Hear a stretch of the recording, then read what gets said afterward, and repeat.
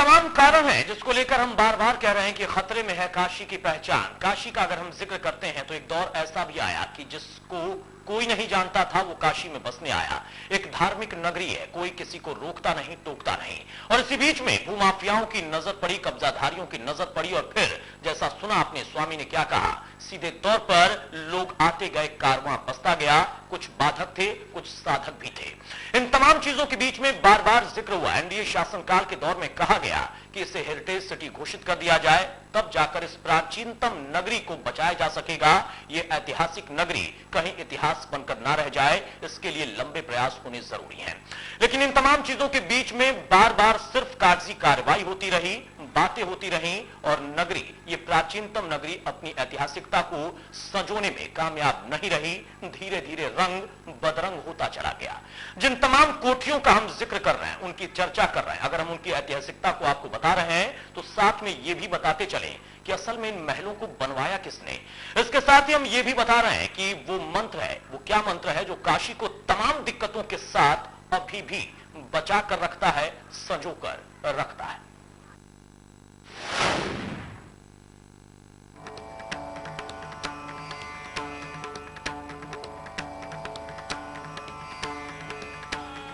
इन मंदिरों में हर एक मंदिर विशिष्ट स्थापत्य शैली में है, तो किसी घाट की पहचान वहां स्थित महलों से है, तो कई घाट मौज मस्ती का केंद्र है। ये घाट काशी के अमूल्य रत्न हैं, जिन्हें किसी जौहरी की आवश्यकता नहीं।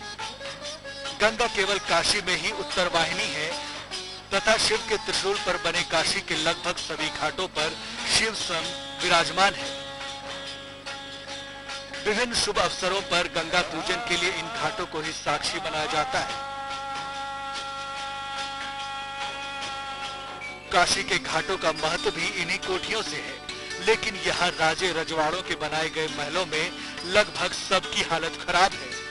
बात चाहे मान मंदिर महल की हो या राणा महल की, या फिर अहिल्याबाई घाट पर बनी इंदौर की महारानी अहिल्याबाई की कोठी से लेकर राजा चेत सिंह के किले और रीवा कोठी समेत अनेक कोठियां एवं महल देखरेख के अभाव में या तो जर्जर हो गए हैं या खंडहर बनने के कगार पर है।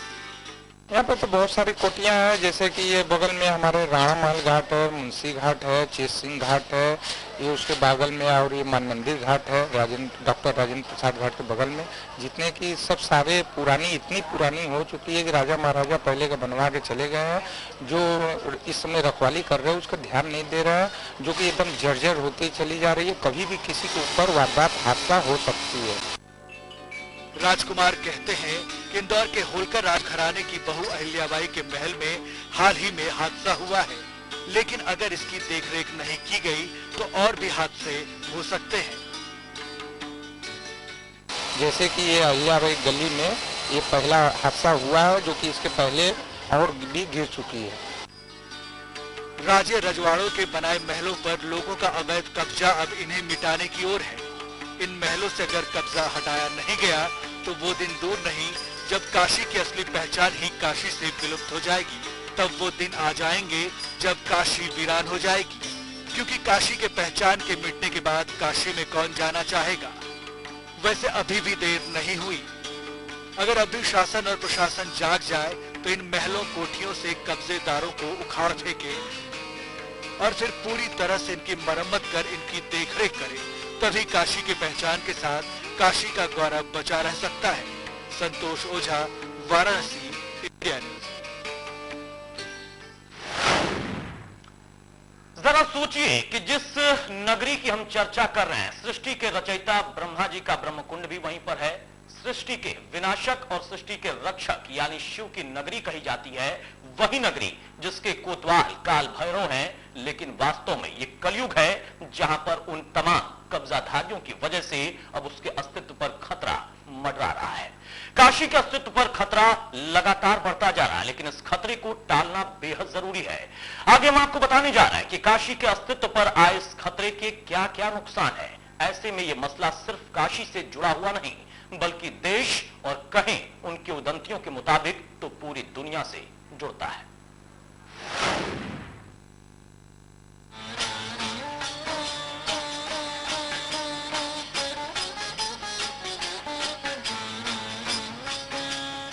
काशी को हेरिटेज शहर घोषित करने और उसके रखरखाव से महज काशी वासियों का भला नहीं होगा,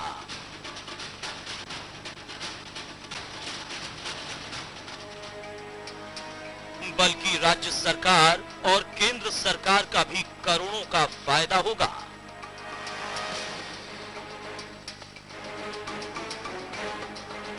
वाराणसी में आने वाले विदेशी पर्यटकों से देश को काफी कमाई होती है।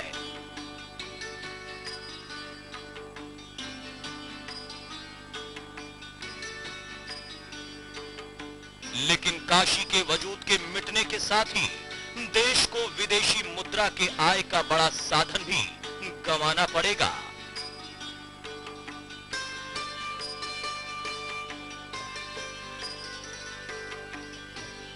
यूं तो